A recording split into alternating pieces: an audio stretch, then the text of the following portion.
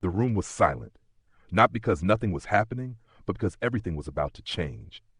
It was just after midnight in Cape Town, and inside a brightly lit operating theater, time seemed to hesitate.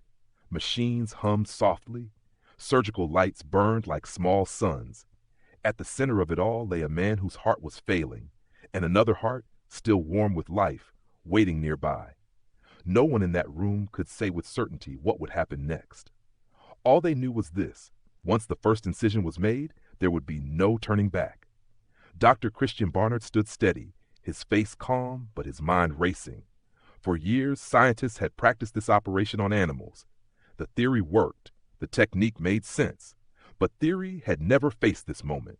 One human heart removed, another placed inside a living chest, trusting it to beat again. Around him, his team moved with quiet precision that history was pressing in on every second. Outside the hospital walls, the world slept, unaware that medicine was standing on the edge of a cliff. As the operation began, tension thickened the air. The failing heart was carefully removed. For a brief, terrifying instant, the patient existed without one. Then came the donor heart, stitched delicately into place, vessels aligned with near impossible accuracy. Minutes stretched, every eye fixed on the motionless muscle.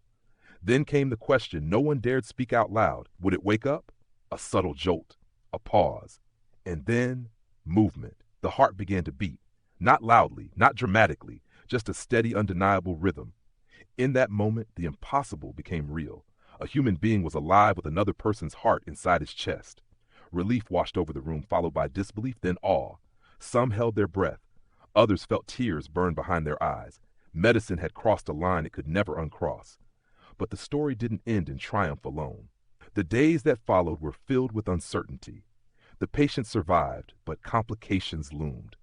The world's reaction was electric: praise, fear, ethical debate, and deep discomfort. Had science gone too far, or had it finally gone far enough? What mattered most was this: a door had been opened. That single operation rewrote what it meant to be alive, what it meant to be replaceable, and what hope could look like for millions facing certain death. Today, heart transplants are no longer miracles. They are procedures. But every one of them traces its heartbeat back to that quiet room in 1967 when courage outweighed fear. Because sometimes progress begins not with certainty, but with the willingness to try. If this story moved you, please like, share, subscribe, and leave a comment to help the channel grow.